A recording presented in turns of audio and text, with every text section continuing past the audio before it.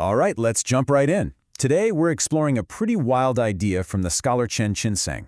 The basic premise? That plagues and empires are in this constant, almost biological struggle, and that sometimes, out of massive destruction, something you'd never expect to emerge, something like salvation. And that's a huge question, right? It's really the core of what we're talking about today.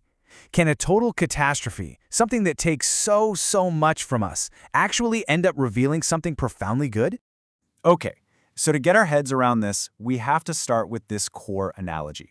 The source material wants us to think about plagues and empires in a whole new way, not just as things that happen in history, but as two different types of competing parasites.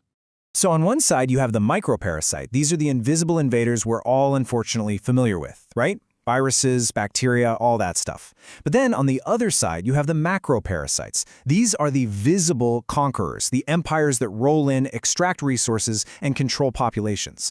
It's a pretty radical way to look at history, but when you think about it, the parallels are kind of stunning. We all get how microparasites work. They're pathogens, they invade a host, and our immune system goes into overdrive to fight them off. That's basically biology 101. But here's the twist. What if we took that exact same logic and applied it to entire civilizations? Now this is where it gets really mind-bending. Think about how an empire actually functions. It takes resources. We're talking food, labor, taxes from the people who produce them. It allows the population to survive, sure, but just enough so the empire can keep feeding off of them. When you look at it that way, an empire really does behave just like a biological parasite. So what happens when these two different parasites finally collide? Well, this is where it gets crazy. If an empire is a kind of disease on a massive civilizational scale, could a plague, of all things, actually be the antibody? So here's the key thing to understand. Empires absolutely thrive on connection. They build roads, they build massive trade routes, they pack people into dense cities. It's all about moving goods, armies, and information efficiently. But, and this is a huge but, those very same connections become superhighways for microparasites. The empire's greatest strength suddenly becomes its most fatal weakness. And this leads to what the source calls the Babel Tower effect, which is just a brilliant way to put it. You remember the biblical story, right? Humanity builds this incredible tower based on unity, but it all comes crashing down when God confuses their languages. Well, a globalized empire is the modern-day Tower of Babel. A plague hits, and suddenly every nation confuses its language. They shut their borders, they lock down their cities, they sever all those connections, and the whole system just fractures. And listen, this isn't just some abstract theory. We've seen it happen. Just look at the Roman Empire. Its incredible network of roads and ports made it a powerhouse, but it also made it a ticking time bomb for disease.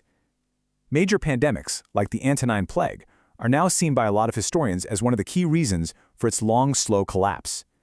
In a way, the plague acted like an antibody, fighting the imperial machine. Okay, so if plagues can bring down the macro-parasite of empire, what's left behind? What, if anything, rises from the ashes? This is where this whole idea really flips the script and gets, well, surprisingly hopeful. Think about it like this. Your body has antibodies floating around all the time, but you only see them in action when you get sick. They're revealed by the infection. So the source asks, is there a positive human reality that works the same way? Something that's always there, but that we only truly see when a crisis hits. The source calls this reality the kingdom of God. Now, this isn't about a physical place in the clouds or some reward in the future. It's about a state of being that exists right here, right now. It's that force for good that just seems to emerge when people act with selfless love and compassion, especially when it feels like the world is falling apart. I mean, we literally just saw this happen, didn't we?